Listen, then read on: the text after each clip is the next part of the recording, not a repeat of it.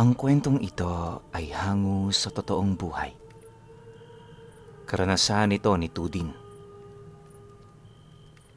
Taong 1974. Magalang, Pampanga.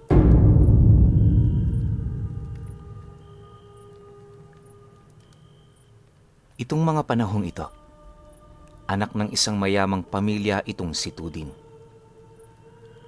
Marami ang nakakakilala sa kanila sa Magalang dahil ang negosyo ng kanyang ama ang isa sa mga pangunahing nagbebenta ng bigas sa lugar nila. Tatlo sila noong magkakapatid at bawat isa sa kanila may kanya-kanyang yaya. Bagaman nabibigay ng kanilang ama ang kanilang mga luho sa katawan, hindi niya ito gaanong kinagigiliwan. Ibang-iba si Tudin sa dalawa niyang kapatid na halos ang paningin sa pera, Panginoon at kapangyarihan. Sakitid ng pag-iisip ng panganay nilang kapatid, anumang oras kayang-kaya nitong bastusin ang mga katulong nila. Wala rin yung pakialam kahit pagsalitaan niya yon ng masama, sa kadahilanang ang palaging bukang bibig nito, bayad niya ang mga taong yon. Ilang beses na rin yung pinayuhan ni Tudin ukol sa masama nitong pag-uugali, pero imbis na makinig, tinuturing pa nitong masama ang kanyang sinasabi. Dahil dito, madalas silang mag-away at kalaunay nagdesisyon ang tatay nila na wag na muna silang pagsamahin. Ilang taon ding nawala sa bahay itong si Tudin. Akala niya pagbalik niya roon, magbabago na ang lahat. Pero nung umuwi siya, mas lalong pumangit ang ugali ng kapatid niya. Sa 3 taon niyang pagbabakasyon sa bahay nila sa Maynila, hindi ito nagbago. Ang paningin niya rito, isang batang napabayaan ng mga magulang. Alam niya ring kulang yon sa aruga, kaya ang palagi nitong gustong mangyari, nakatuon lang sa kanya ang atensyon ng lahat. Dahil sa wala naman siyang mapagpipilian noong mga oras na yon, sinubukan niya itong pakisamahan.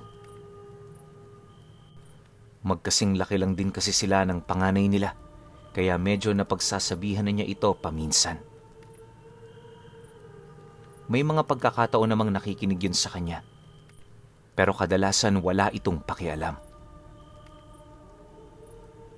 Tandang-tanda nga niya noon na kapag sinusuway niya ito, mas lalo itong nagpapasikat sa kanila.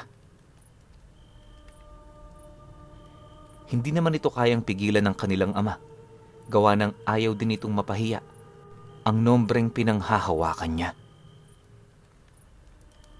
Sa ganong sitwasyon, iisang bagay na lamang ang hangad ni Tudin, at yun ay walang iba kundi hayaan ang kapatid niyang yon sa mga gusto nitong gawin sa buhay.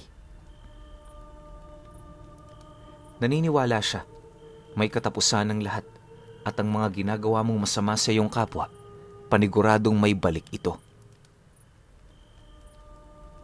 Kung hindi kasing sakit ng ginagawa mo, paniguradong yon ay doble, at ang masakit pa triple. Dahil sa ganoong paniniwala, nagpatuloy ang pamumuhay niya sa bahay nila.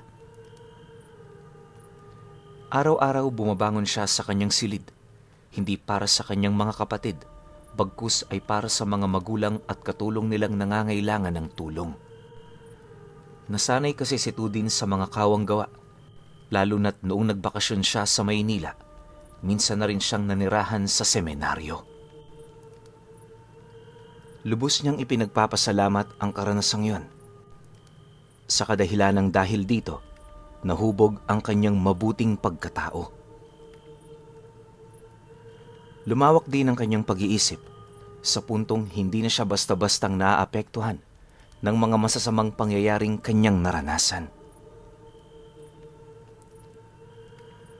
Pagpasok ng taong ito, naging maganda ang daloy ng kanilang negosyo. Nataon din noong gumagawa yung tatay nila ng karagdagang pwesto sa Karatig Bayan, kaya araw-araw yung wala sa kanilang tahanan. Malapit lang din ang tindahan nila sa bahay, kaya na may madali lang makipagsalitan sa mga kapatid niyang nagbabantay. Ayon sa kanya, kinagagalitan niya talaga ang dalawa niyang kapatid sa kadahilan ng kapag yon ang nakatoka, hindi nito pinapalagpas ang pagkakataon na kumuha ng pera.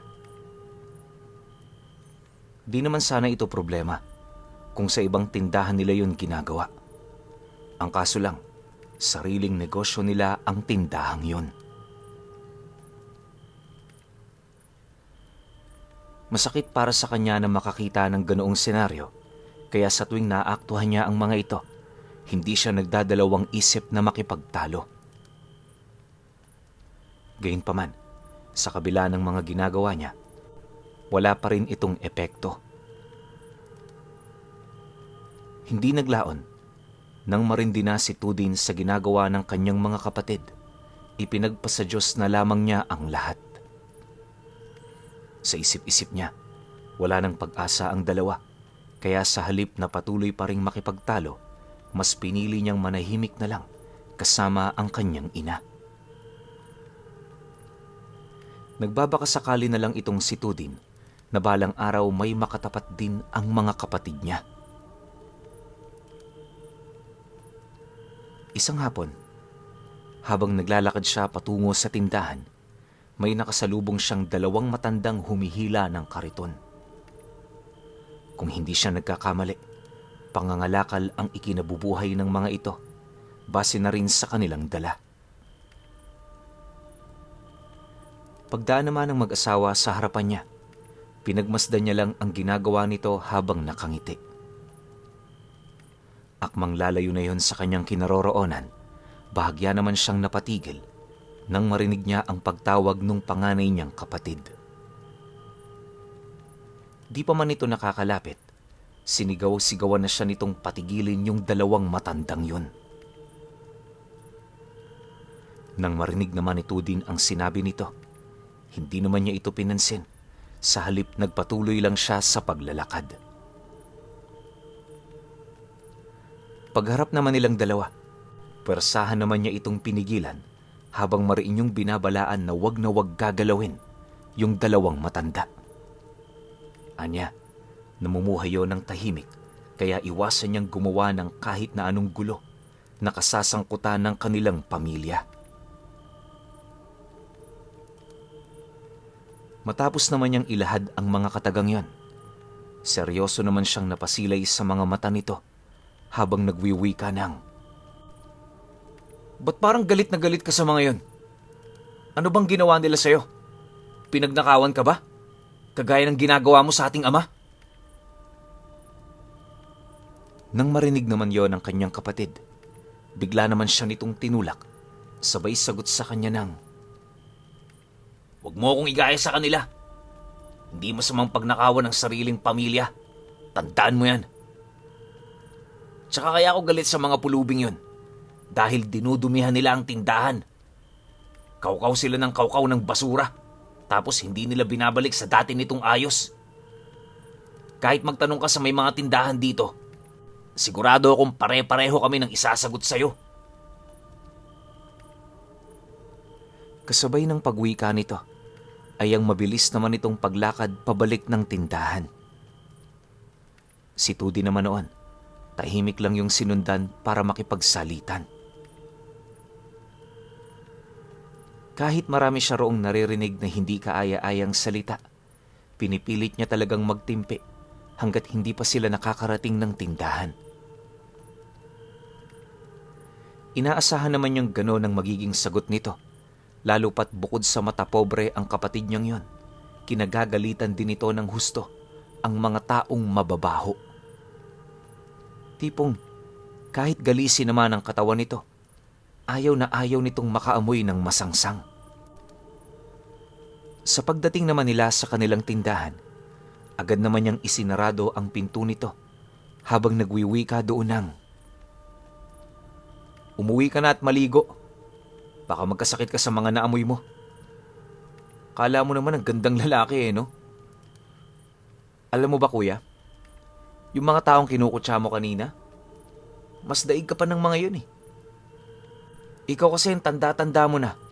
Nakadepende ka pa rin kay tatay. Kung wala nga ang mga magulang natin, sigurado akong hindi ka mabubuhay. Pagkalahad naman niya sa mga katagang yan, agad naman niyang isinarado ang pinto. Alam niya kasing susugurin siya nito, kaya para makaiwas, pinili niyang pumasok na lang sa loob. Pagkarinig naman ito sa kanyang mga sinabi, bigla naman itong binato ang pader ng tindahan nila. Sinabuyan din ito ng tubig ang kanilang mga paninda, habang paulit-ulit na inilalahad sa kanya na wag siya roong magpapakita. Dagdag pa ng kanyang kapatid, makakarating sa tatay nila ang mga pangyayaring yon, kaya asahan na niyang mapaparusahan siya. Makalipas pa ang ilang minutong seryoso nilang pag-uusap, padabog naman itong umalis ng tindahan.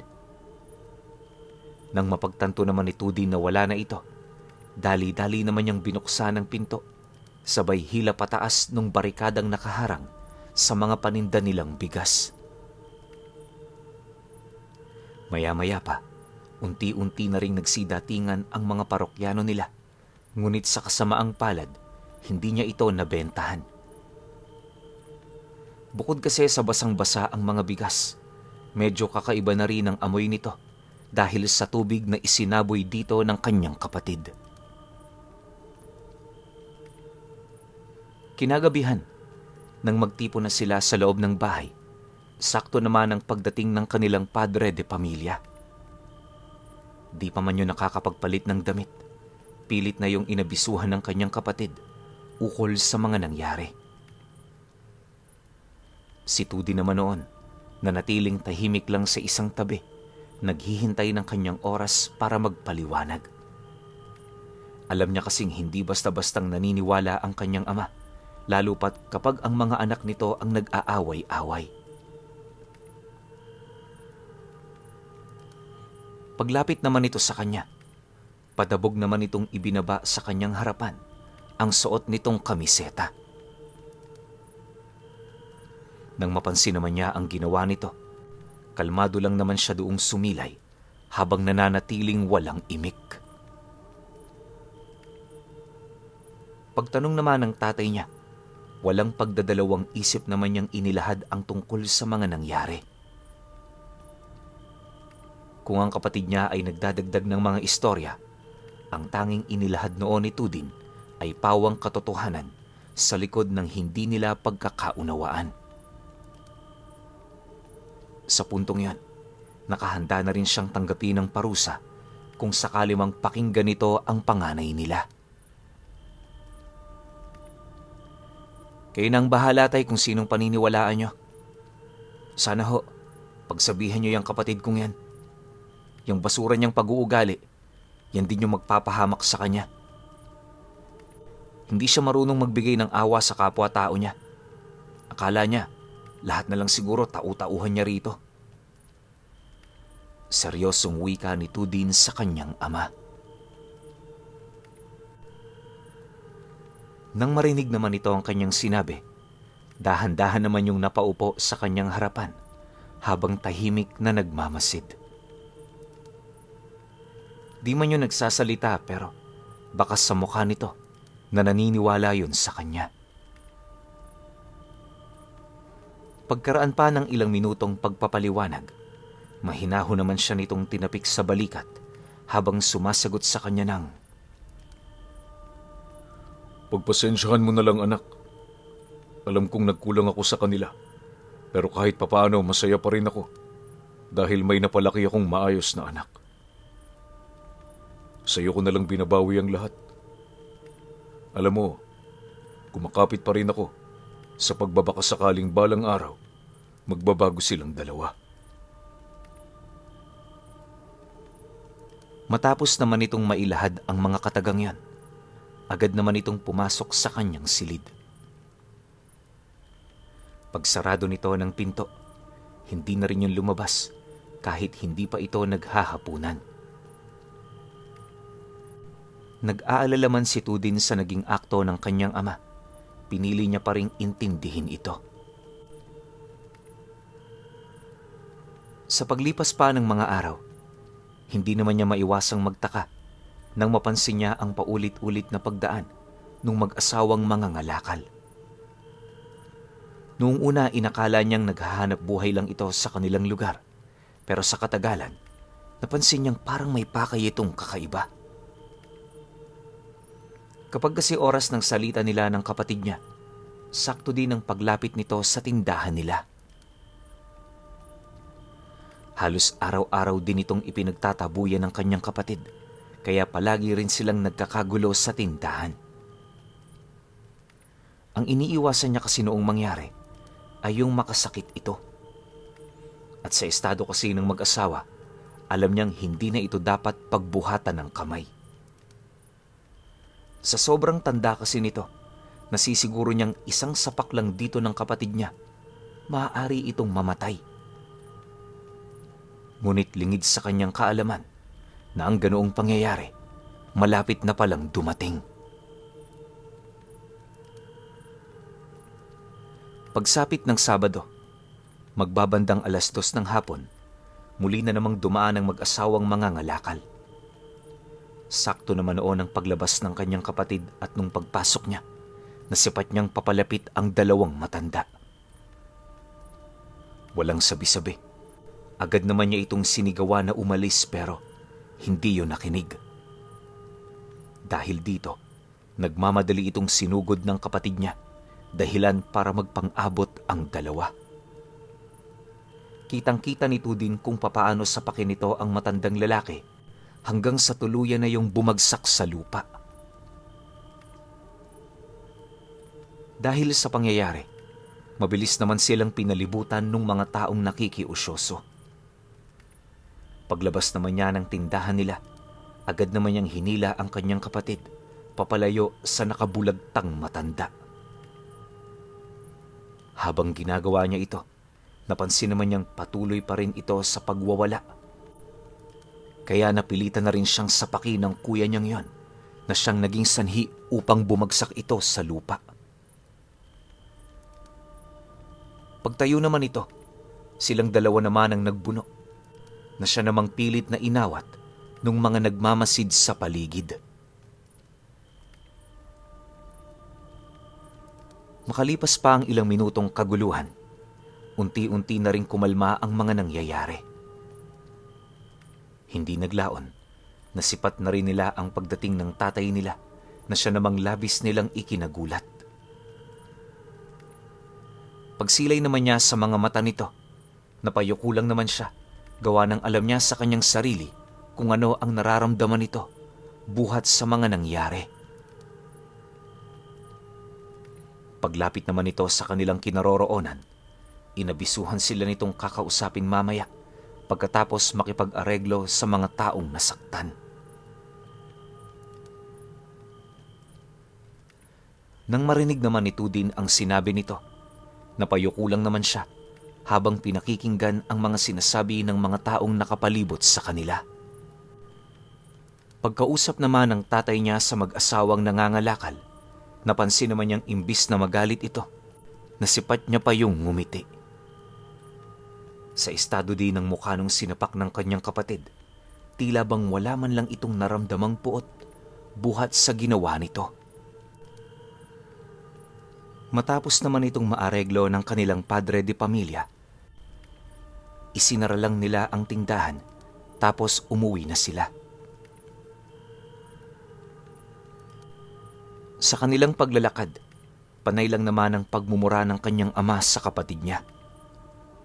Kung pwede nga lang saktan ito sa labas, ginawa na yon ng kanyang ama. Mabuti na lang, abot langit ang pagtitimpi nito, kaya nakauwi pa sila na wala doong nangyayaring masama. Nang marating na nila ang kanilang pamamahay, agad naman sila nitong inutusan na lumuhod sa munggo. Nakaharap din sila noon sa altar para pagsisihan ang mga nagawa nilang kasalanan. Matapos nun, pinagpahinga na sila ng kanilang ama at bilang karagdagang parusa, Inabisuhan sila nitong wala muna yung ibibigay na pera sa kanila. Inalisan din sila nito ng katulong, kaya kinakailangan na nilang magtrabaho kung gusto nilang may maisuot silang maganda at makakain ng masarap.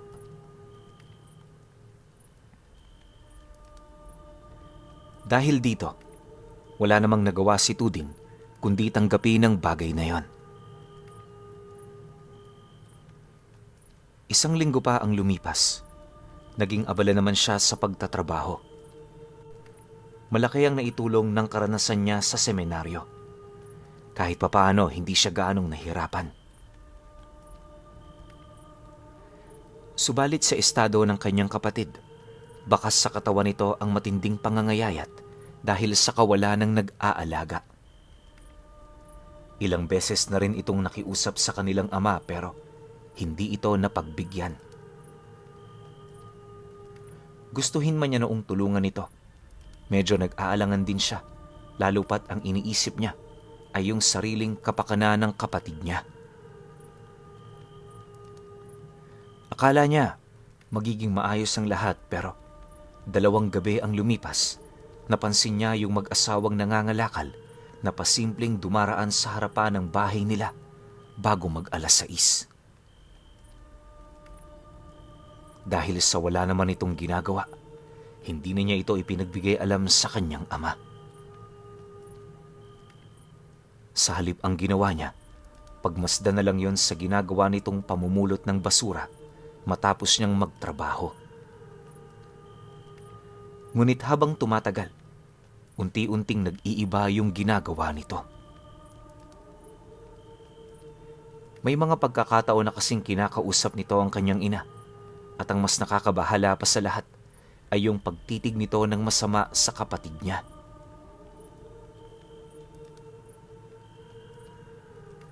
Isang gabi, habang natutulog na ang lahat ng tao sa kanilang bahay, bahagya namang nagising itong si Tuding dahil sa tawag ng kalikasan. Ayaw na ayaw niya nung bumangon dahil sa pagod nga siya pero nang hindi na niya ito napigilan, napilitan na siyang pumunta sa banyo. Habang tumatay siya, bigla naman siyang kinilabutan nang may marinig siyang huni ng wakwak sa labas ng bahay nila. Pabulong ang mga huni na yon, kaya aminado siyang siya lang ang nakakarinig nito. Paglapit naman ng mga nilalang sa dingding ng kanilang bahay, bigla namang tumahimik ang buong paligid. Ilang segundo pa ang lumipas, may mga narinig siyang yapak ng tao sa pasilyo ng bahay nila. Hindi mapakali ang tunog na yon. Naanimoy bago lang itong nakapasok sa kanilang tahanan. Alam din ni Tuding na imposible itong maging katulong nila sa kadahilanang hindi naman lumalabas ang mga ito ng ganoong oras. Pagsilip naman niya sa labas, wala naman siyang nakita. Dala ng matinding takot niya noon, kahit taing-tai pa siya, lumabas na siya ng palikuran. Mabilis niyang tinahak ang daan pabalik sa kanyang silid at nung madaanan niya ang kwarto ng kanyang kapatid, biglang nanigas ang buo niyang katawan. Kahit kasi napakadilim sa loob nito, kitang-kita niya ang 2 nilalang na nakatayo sa harapan ng higaan nito. Nanlilisik ang mga mata ng nilalang na yan, tapos ang mga dila nila walang patid sa pagsabay sa simoy ng hangin. Tumutulo rin dito ang napakalapot na likido na animoy sa kulay nito, may napapaloob doong lason. Sa pagpapatuloy ng mga pangyayaring yan, nagawa na rin siyang maaninag ng 2. Paghila naman ito sa kanya papalapit, sinubukan niya pa noong sumigaw ng malakas pero sa hindi malamang dahilan, walang lumabas na tinig sa kanyang bibig. Dahil dito, nagawa na nga siyang maipasok ng nilalang sa loob at nung malapit na siya sa kanyang kapatid, tumambad sa kanya ang wakwak nitong katawan. Dilat na rin ito at sa estado ng katawan nito, alam niyang patay na yon. Habang tinitingnan niya ang mga nangyayari sa loob ng silid, hindi naman niya maiwasang mamukhaan ang dalawa. Pagmasid naman ng isang nilalang sa kanya, bigla naman yung ngumisi, sabay wika sa kanya ng, Huwag ka nang magtanong ng bakit. Alam mo na ang sagot sa mga iniisip mo. Ayos lang naman sa iyong wala ang kapatid mo, hindi ba? Nga pala, Tudin. Kailangan ko ng isa pang katuwang ng labi nito. Hindi kami rito maaaring umalis nang iisang pagkain lang ang nakuha. Dahil sa mabait ka, hahayaan ka naming mamili. Ayos lang kung hindi mo ito sabihin. Makikita ko naman ito sa iyong mga mata. nang marinig naman niya ang sinabi nito, halos hindi naman siya makasagot. Yung kanyang katawan noon, pakiramdam niya patay na talaga, na kahit anong gawin niya, hindi niya ito kayang maigalaw.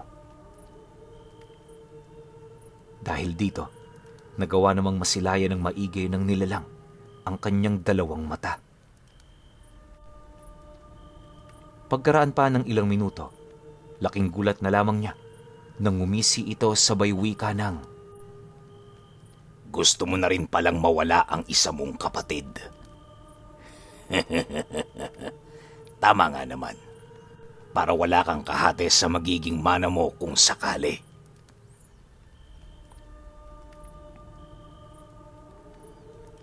Kasabay ng pagwika nito, ay ang mabilis naman itong paglakad patungo sa mga silid na nasa tabi lang ng pasilyo. Dahan-dahan itong pinagbubuksan ng mga pinto, at nung masipat na nito ang kanyang kapatid na mahimbing na natutulog, walang pagdadalawang isip naman itong kinaladkad ng nilalang patungo sa silid kung saan naroon ang labi ng kanyang kapatid. Mahirap man ito para sa kanya, pero parang baboy nitong ginilitan ng leeg yung kapatid niya. Dahil sa lalim ng natamo nitong sugat sa lalamunan, minuto lang ang dumaan bago yun mawala ng buhay. Pagsilay naman niyang patay na ito, hindi na rin niya napigilan ang pagtulo ng kanyang luha. Isipin ninyo, kahit hindi na noon kumurap ang mga mata ni Tudin, ramdam niya pa rin ang dulot ng pagkawala ng kanyang mga kapatid. Kahit alam niyang basura ang pag-uugali nito, di naman niya maiwasang malungkot buhat sa pagpanaw ng dalawa. Pagbagsak naman ng ulo ng kapatid niya, agad itong itinapon ng nilalang sa labas ng bintana. Matapos nun, lumundag na rin ang mga ito, sabay kaladkad ng dalawang labi patungo sa karitong naghihintay sa gilid ng daan. Matapos ang mga pangyayaring yan, dahan-dahan na ring nagpalit anyo ang dalawa, kung saan doon bumungad sa kanya ang mag-asawang nangangalakal. Bagaman galit na galit siya sa ginawa nito, pinili niyang magtimpi. Sa isip-isip niya, hindi nila kauri ang mga nilalang na yan, kaya kung susubukan nila itong kalabanin, paniguradong malalagay sila sa alanganing sitwasyon. Pag-alis naman ng mga ito, unti-unti na ring nang dilim ang kanyang paningin hanggang sa mawala na siya ng ulirat.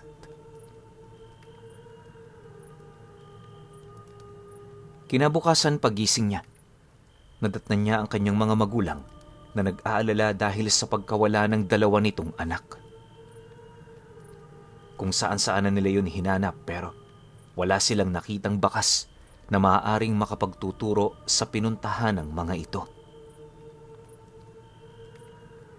Naging isa rin sa palaisipan ng kanilang mga magulang kung papaano yon nakaalis ng bahay gayong sarado naman ang mga trangka ng pinto at bintana nung malaman nilang nawawala ang dalawa. Dahil sa pangyayaring yon, marami ang nagbigay ng kani-kanilang mga opinyon ukol dito. Ayon sa iilan, maaaring pinagbayad na ang kanyang mga kapatid buhat sa mga kasalanan nitong nagawa. Yung iba naman, nagsasabing lumayas na yon, gawa ng may posibilidad na may tinatakasan nitong krimen sa kanilang lugar na hindi pa nila natutuklasan.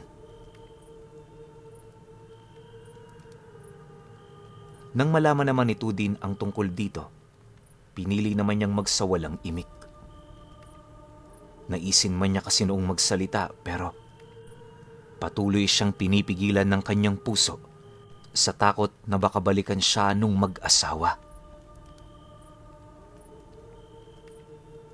Ilang taon pa ang lumipas, hindi na talaga nakita pa ang kanyang mga kapatid. Habang tumatagal, unti-unti na ring naghilom ang kanilang mga sugat at kalaunay natanggap na nila na wala na nga ang mga ito. Subalit, bago tumungtong ang taong 2000, may nakapagsabi sa kanyang buhay pa ang mga kapatid niyang yon. Kasakasama ito ng mag-asawang manlalako sa katabing bayan ng Pampanga. Marami na rin ang sumubok na kausapin ng mga ito pero base sa kanilang mga napansin, wala nang matandaan ang dalawang yon. Nang mapag-alaman naman ito ng kanyang ama, sinubukan naman nila itong hanapin pero pakiramdam nila parang pinagtataguan sila ng mga ito.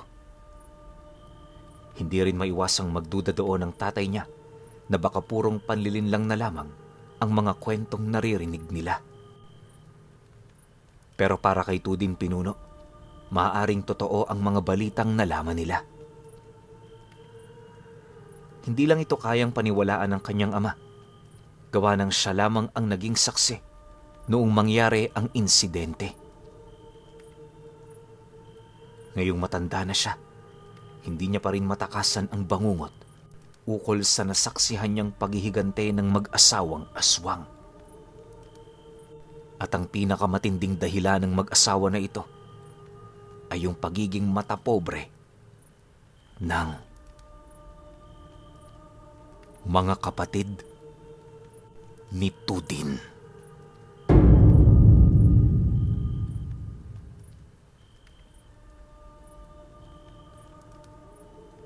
Okay. Opinyon ko sa kwento.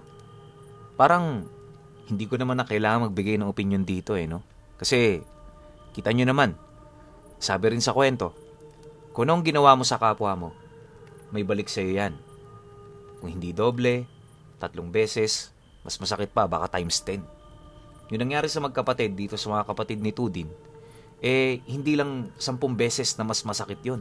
Parang 100 ulit. Lalo na kay Tudin na siya mismo yung gumilit sa leeg ng sarili niyang kapatid. Na kung di naman niya gagawin, baka may iba pang mapahamak. Pwedeng siya, pwedeng magulang niya, o kung sino pang malapit sa kanya. Kung tutusin naman kasi, hindi sila magkakadikit ng mga kapatid niya.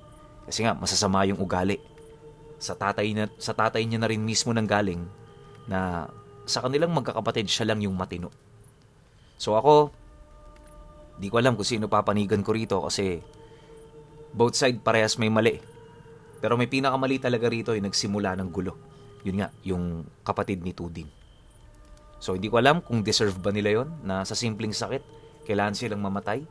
O pwede sigurong sinaktan nila tas binigyan lang sila ng sakit. Kaso aswang kalaban nila. Alam naman nating lahat na sobrang halang ng mga kaluluwa nito. Wala silang pakialam doon. Baka nga kahit hindi sila sinaktan, pinatay itong magkakapatid Pero kayo, kung may opinyon kayo sa kwentong ito, comment nyo lang sa baba. Yun lang.